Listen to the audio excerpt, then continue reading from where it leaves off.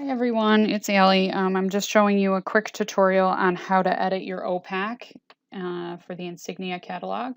So right now I'm logged in as myself, and if I go to help, I can navigate directly to the OPAC page, but you guys probably could start from there, right clicking on your link, and if you click on this bottom footer, it says Insignia Discovery Layer. That's going to sign, and because I have my password saved in Google, it's remembering A. Combs and my password, and I log in here.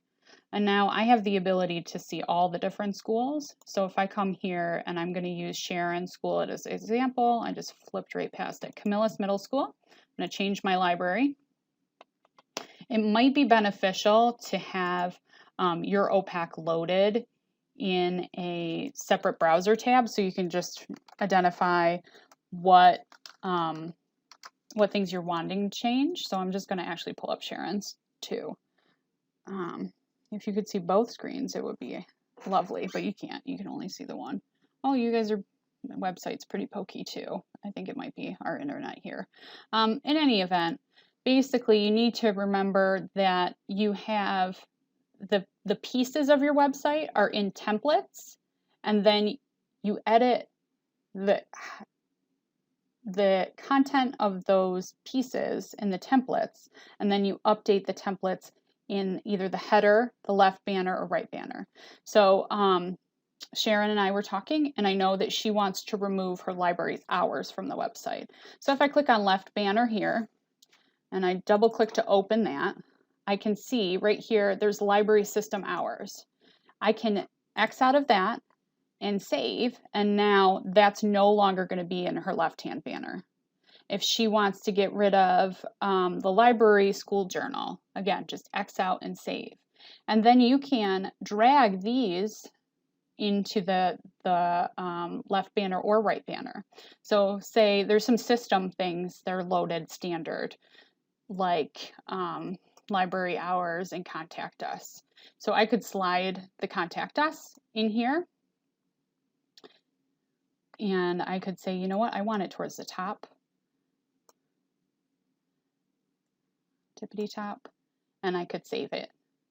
And then that would, once it does take a couple minutes for those things to reload, but they will show up after, I would say, about 15 minutes. And you might have to clear your cache sometimes or try loading it in an incognito window to see some of those changes. So I'm not sure that Sharon wants the contact us, so I'm actually just going to X out of that, select save, save successful. So that's how I would update what shows on my left-hand banner. To edit the actual contents of the left-hand banner, I have to go to this templates link here. And I'm seeing, oh, we have the New York Times, and that's on the right banner. So let's say I want to edit the New York Times link. I double click on that. I select edit again, and I have the ability here. Let's say I want to change this to now Goodreads. I could type right over this, Goodreads, or conversely, if I cancel, yes, I could add a new template. So I could say, this is going to be my Goodreads template. Goodreads. And I'm going to go out to grab a photo from my desktop. I'm going to click upload here.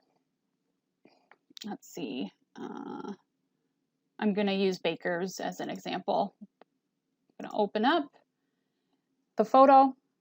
Now I have to actually select it so it's highlighted blue, and then insert. And now we're going to see that image show up in the Goodreads box.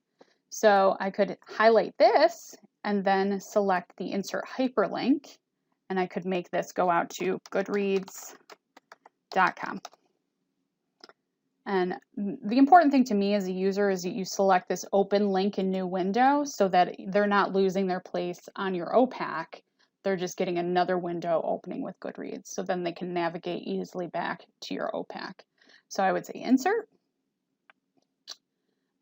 The other thing is you might want to pay attention to is centering, because these are little boxes. And then I select save. So now I've put this in my left banner. So this will be an option in my left banner. And when I come back over to left banner now, double click on that, I can go and add my Goodreads to my left banner. Again, it's going to drop it at the bottom, but I can move it up towards the middle or the top, select save. Save was successful.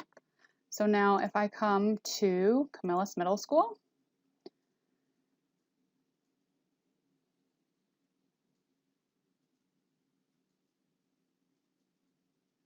maybe.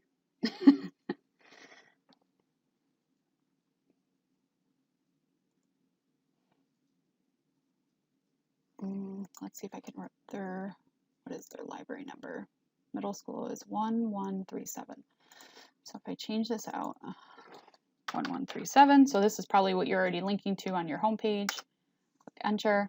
Okay, so now I have the Goodreads that I made, the Baker button over here, and it's looking a little, you know, not balanced.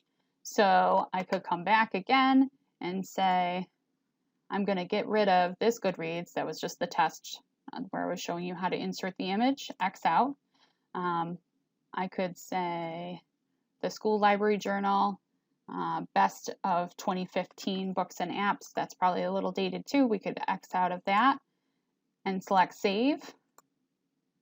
And now if I reload this page, it is now a little bit more balanced. You can see that. But the other thing to know is even though I deleted those from my left banner, they're still there.